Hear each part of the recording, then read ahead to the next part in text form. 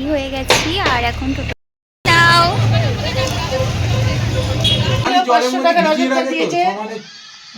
মণিমালাস ব্লগে তোমাদের স্বাগত আর অনেক ভালোবাসা। আজকে আবারও একটা ব্লগ ভিডিও নিয়ে তোমাদের সামনে চলে আসলাম। সেদিনকার চলে যাচ্ছিলাম কাঁচরাপাড়ায়, তার কারণ ছিল তোমাদেরকে পুরোটাই বলবো, তার জন্য তোমাদেরকে কিন্তু পুরো ভিডিওটা দেখতে হবে। আর যারা যারা আমার চ্যানেলে নতুন আছো তারা প্লিজ চ্যানেলটাকে একটু সাবস্ক্রাইব করে দিয়ে পাশের বেল আইকনটা প্রেস করতে কিন্তু ভুলো না। রেডি হয়ে চলে গেলাম সোজা কাঁচরাপাড়ায়।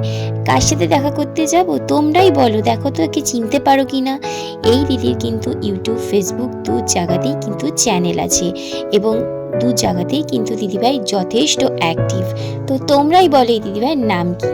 আমি তোমাদেরকে তো একেবারে পরে বলেই দেবো। তো যাই হোক, প্রথমে টোটো করে নবজীবনে নামলাম, তারপর একটু হেঁটেই চলে গেলাম বিমল শাড়ি সেন্টারের কাছে। তারপর দেখা হয়ে গেল কিন্তু এই দিদিভাইয়ের সঙ্গে।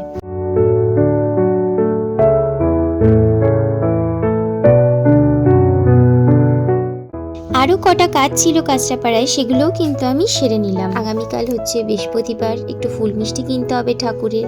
তারপর সামনে যেহেতু ক্রিসমাসেরও কিছু টুকটাক জিনিস কিনবো বলে গেলাম।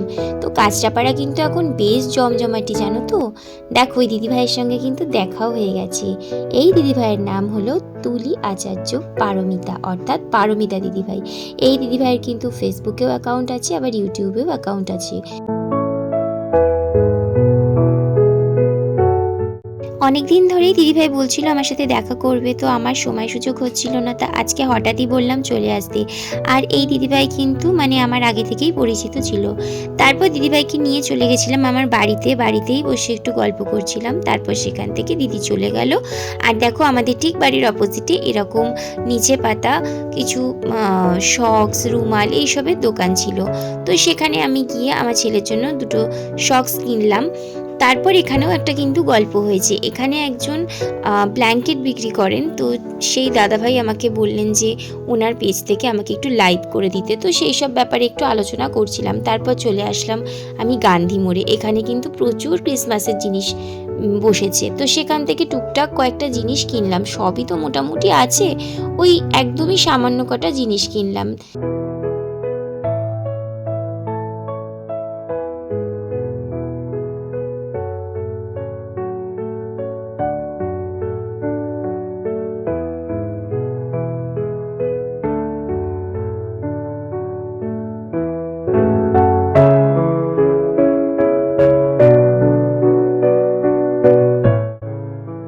শীতকাল মানেই কিন্তু জয়নগরের মোয়া। এই দেখো এখান থেকে কিন্তু ঠাকুরের জন্য আমি কিন্তু নলেন গুড়ের সন্দেশ আর হলো পাটালি গুড় কিনে নিলাম। এই প্রত্যেক বছর কিন্তু এখানটায় এই জয়নগর থেকে দাদাভাইরা আসেন আর এরকম সুন্দর সুন্দর মিষ্টি বানিয়ে আমাদের কিন্তু খাওয়ান। আর এটা এখন বলে না, বহু বছর আমি যখন স্কুলে পড়ি তখন থেকে আমি দেখছি একই রকম।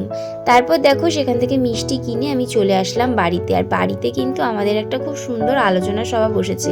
এই প্রথমবার আমাদের ফ্ল্যাটে পিকনিক হতে পারে সেই নিয়েই একটা আলোচনা হচ্ছে, মানে এখনও কনফার্ম নয়। তো আমাদের ফ্ল্যাটে কিন্তু এখনও আরও দুটো ফ্যামিলি নতুন এসেছে, তো ওই সব কিছু নিয়েই আলোচনা হচ্ছে। অনলি এটা ফ্ল্যাটেরই জন্য, তো হয়তো খুব বেশি লোক হবে না, নিজেরাই আমরা সবাই, তো সেটা নিয়েই একটা আলোচনা হচ্ছে। তো বাড়ি একদম জমজমাটি হয়ে গেছে দেখো।